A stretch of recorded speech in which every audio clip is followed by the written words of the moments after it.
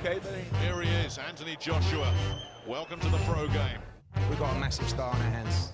So many people think this could be a future world champion. Come on, 'cause I'm the big bad bull. I'm the big bad bull. I'm the big bad bull. Blowing down your neighborhood.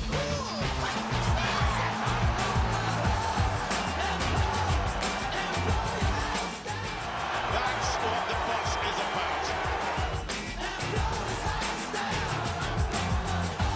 Left hook, right hand.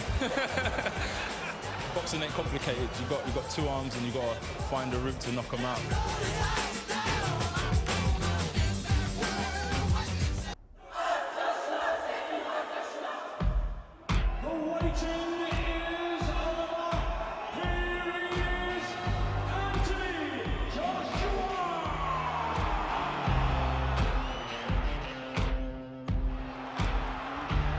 I'm 230 pounds plus of hard-hitting, undefeated, young heavyweight. Joshua just teeing off with everything at the moment. Legs have turned to jelly, and he's ready to go already. He's just getting blitzed here. The experts think I'm heading to the top. I haven't been excited about any heavyweight with as much potential since Lennox Lewis. That's what the fuss is about. I just concentrate on the work in hand. The attention, the adulation, that's not my concern. Yeah, I don't want to get carried away. It's just the beginning. I'm hoping people can see improvements, and that's what it's about. Whoever they put in front of me, I will knock aside. Oh, nailed him. That right hand. That was clinical. That was brutal, that. As I continue my rise this year. The man with the golden touch does it again. This is a different class we're talking about. Follow my journey here on Sky Sports. And that journey continues now with professional fight number 4. Dan Barker's rejoined as former stablemate of Anthony Joshua. How's he going to approach this, Dan?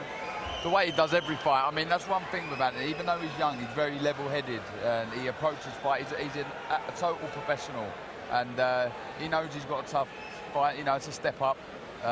You know, he's going into the Lions Den, if you like, but it's all new experiences, and he'll be looking forward to it. Speaking of new experiences, Joe, this is a new experience for Anthony Joshua, boxing in his opponent's own backyard at first time as a professional.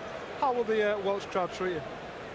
With a few boos, I should imagine, but at the end of the day, obviously a step up for him. I'm interested to see what happens when he gets hit on the chin. Obviously, the second punch, he looks the real deal, but I want to see what happens when he's pushed, you know, against the ropes and he takes a few shots and he's dragged in a bit of a deep end. Where this will happen tonight, I'm not too sure about. Probably going to go a few rounds. Can Dorian Darch test our man Glenn? Well, just judging by the heart that the Welsh fighters are showing in front of their home crowd, I expect them to come out and give it a go and try and land to that chin. But, you know, Anthony Joshua looks some athlete, you know, and he looks as if we're on a journey all the way with him. But, you know, let's see what Darch has got.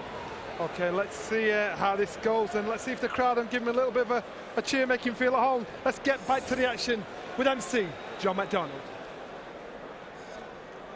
And now, ladies and gentlemen, please welcome AJ Anthony Joshua.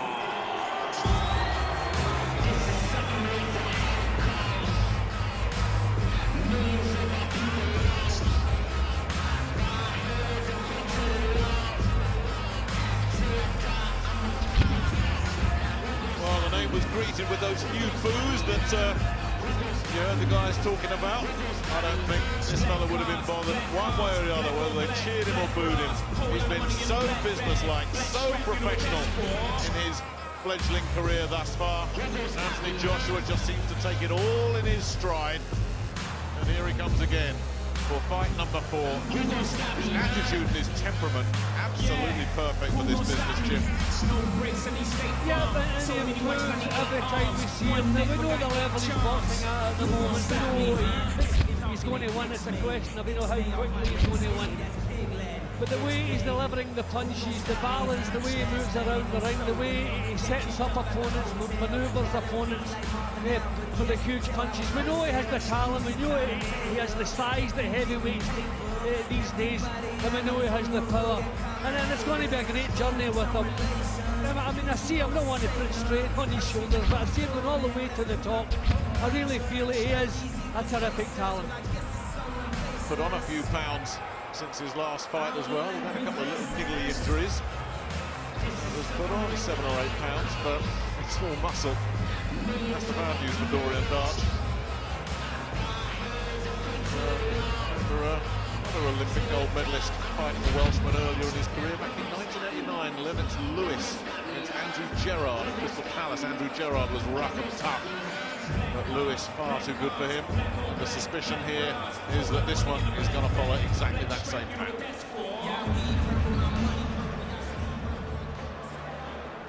Ladies and gentlemen, Eddie Hearn's Matchroom Sport proudly presents 6 rounds in the heavyweight division, sponsored by 888 Poker, and live here on Sky Sports and live in the United States of America. Live and exclusive on AWE, a wealth of entertainment. All the officials have been appointed by the British Boxing Board of Control.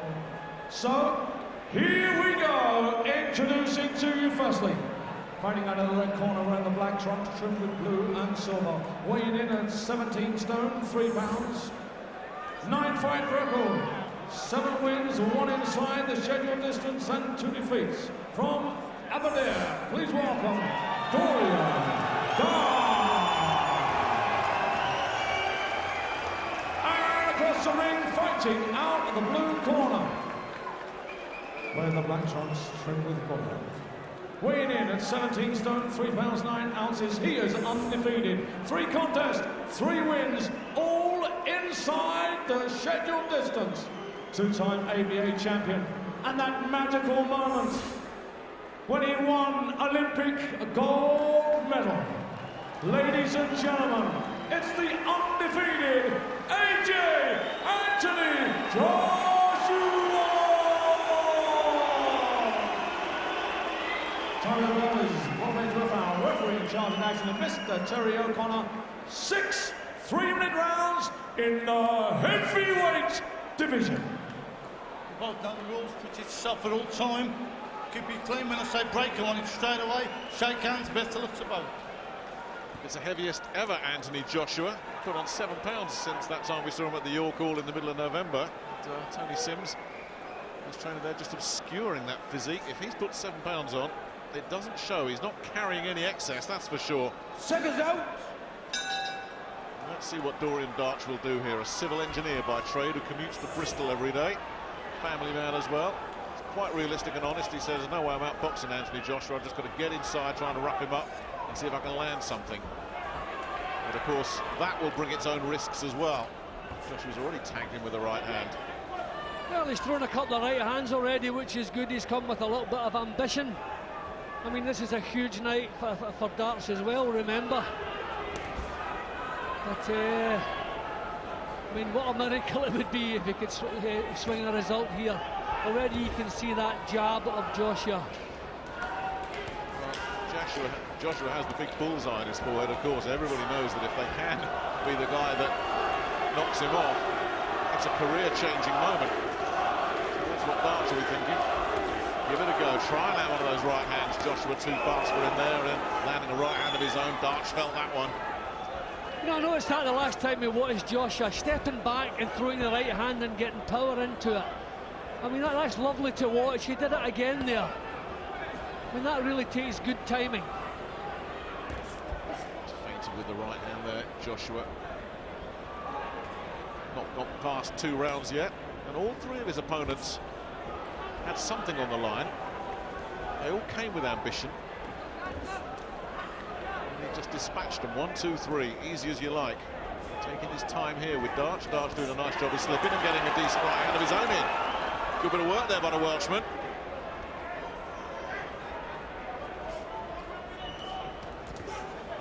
A bit high with that right hand. Well, he's giving it a go, and that's what we hoped for. When he's breathing heavily already, I think the occasion, the nervous energy he's burning up could probably get to him, but he's giving it a go. He's letting right hands go. So that's what we need to see. Darch looked after by one of the tough guys of British boxing, Steve Sims, the old British featherweight champion. He was a hard piece of work.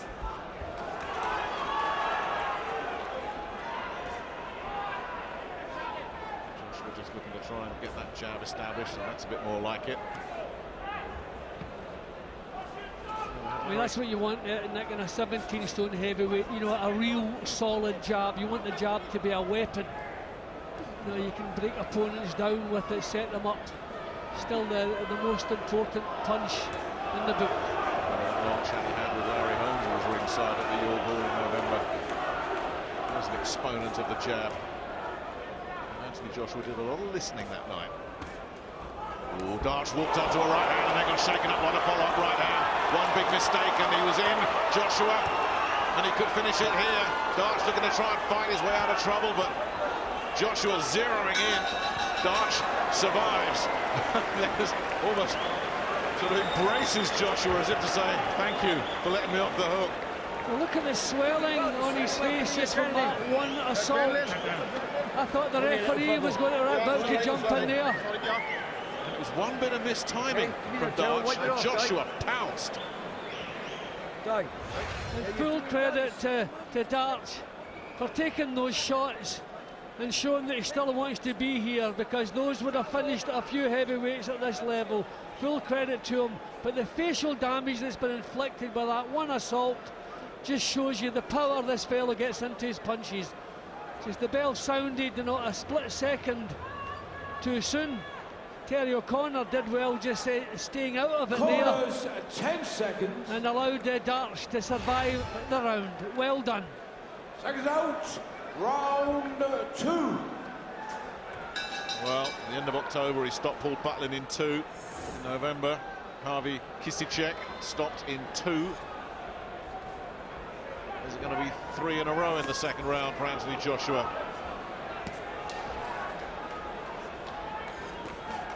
Butlin was just destroyed by a right hand that opened up a huge gash above the eye. Darch being told not to hold by Terry O'Connor. Damage under the right eye of Darch. And staggered again. This time by a straight left, then caught by another left. He's just so heavy-handed, Joshua. He doesn't have to. Terrific right hand. Again, Darch did well to take that. Darch is struggling. He's in trouble. And there is an argument to say that's enough, and it is. Because Darch wasn't going to go easy. But he was hurting, and he was hurting badly. And another clinical, brutal performance from Anthony Joshua. Yep, he's just naturally so heavy-handed. He used the jab to good effect tonight. It's difficult to say tonight. I've seen improvements every time he's out. It's difficult to find improvements tonight. Didn't last long enough, if you like. But to his credit, Dorian Darch gave it a real go. A couple of times you could have forgiven him for bailing out. Well, he didn't quite, even at the end. The referee saved him. So march forward for Anthony Joshua, but I look forward to when they step him up in class a little bit. Jim, I've got no complaints about that stoppage. There's 1 or 2 boos around the place, but only one thing was going to happen if Terry O'Connor had let that continue, and that is Dorian Darch would have been badly hurt, because he was in real distress there. He took a big punch, his arms dropped down by his side, and his legs, you know, did the twist a little bit, so that was a good time to stop. We don't wait until they're bludgeons to the floor. When a fight's not competitive, okay, maybe the match was never competitive, but you know what I mean. If it's not in the least competitive, then a good referee picks the right time to get him out of there. And it was pretty obvious. Now that was it. You could see him all over the place.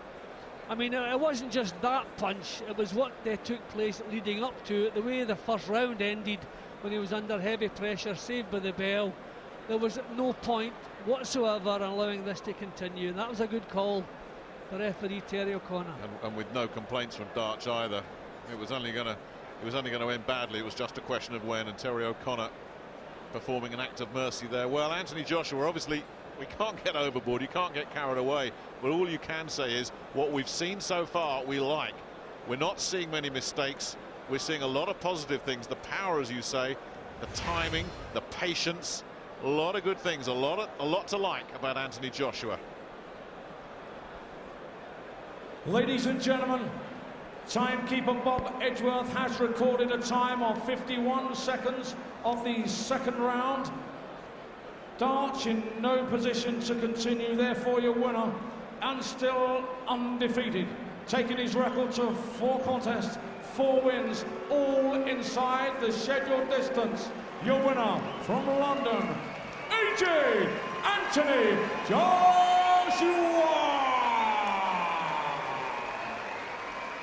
Good respect, as ever, shown by Joshua to his opponent, which is always nice to see. A little handshake for the referee as well. So, well, he'd been out of the ring since the middle of November, Anthony Joshua, and there's a souvenir for Doриan Darч.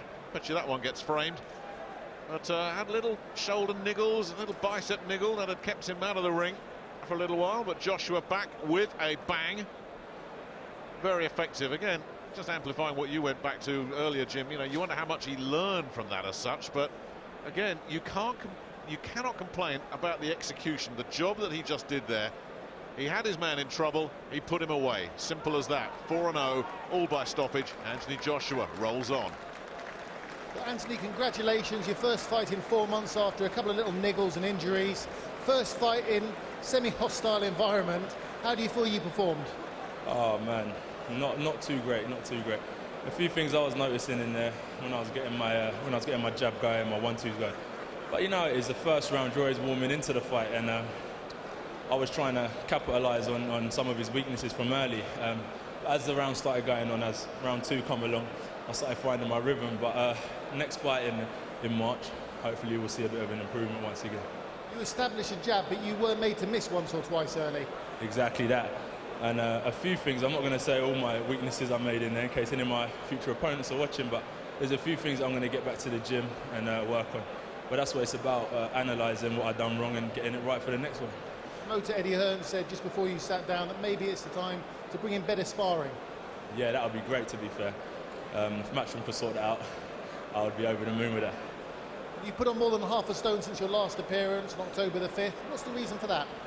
No reason at all. Training, like, I've been training just as hard. But I think that when I first turned pro, it was summertime, so it was hot in the gym. I was sweating a lot, obviously. And I think as it's come to winter, maybe I'm not losing as much weight and stuff like that. So I'm growing naturally. You know what I mean? I'm not a kid anymore, so I'm going to grow. I'm going to get my man strength and stuff like that. So who knows what I'll end up. But I need to stay athletic, sharp. That's the main thing. Promoter Eddie Hearn, he's boxed in Wales now, he's boxed in England. Is Scotland next? Yeah, Scotland's next, March the 1st. And yeah, it's about the experience. That was a whole new environment for Anthony Joshua tonight. He was a bit eager in the first round, but it's his full fight. You know, and you know, there's a lot of things we've got to work on. We've got to bring him in some top sparring. It's probably the worst job in the world to spar with Anthony Joshua, so there's not a lot of people putting their hands up. But, you know, fourth fight, another great performance, on to Glasgow, and a huge night on the Ricky Burns show. Anthony still unbeaten, still yet to go the distance, but sparring might be crucial, I think. Yeah, interesting information from the fighter and the promoter. Glenn, you're a massive fan of Anthony, but is there anything there you saw that you weren't happy with? Because, well, Anthony's saying he's not happy. Yeah, I mean, obviously, you got the win in terrific style, but the first few fights, I'm looking at him and I'm just saying, what a great prospect, you know, what a great physique. You know, he looks like he could go all the way. Now is the time where you start to look at him as his opponent's trainers, and his opponents would look at him and looking where you can capitalize. And already he looked a little bit stiff. And also his jab, it was all single jabs, and he was bringing it back low. And I'd be looking for somebody to, as soon as he brought that jab back, as soon as the jab missed, hit him with the right hand. You know, so he knows he's got a long way to go. He knows it's the beginning of a journey. He missed quite a bit, although look at it, Darch's face, that probably doesn't tell you that. Darch showed a big heart because he still kept coming back, trying to stick to his game plan, trying to push Anthony back. Yeah, but like I said, you know, of course he's going to be critical of his performance. He's got a lot to work on. As a professional, obviously, he's still a novice with 4 fights. Showed fast hands, but he's a bit robotic at times. I think he drops his left hand a bit. When he steps up, I think he's got to be careful to move his head a bit. He's going to get caught. But, you know, you finish the job in style. It's what was expected, really. I mean, for somebody in the 4th fight. Yeah, if you're trying to gauge him, Johnny, you've got to gauge him on a fight. Darch took Hughie Fury, who's a good prospect, who's up and coming, who's doing well, took him the distance. So, you know, you've got to sort of judge him at his level. So, at his level, that was good. Okay, let's throw on the promoter's toes. Is matchmaking as important as the development?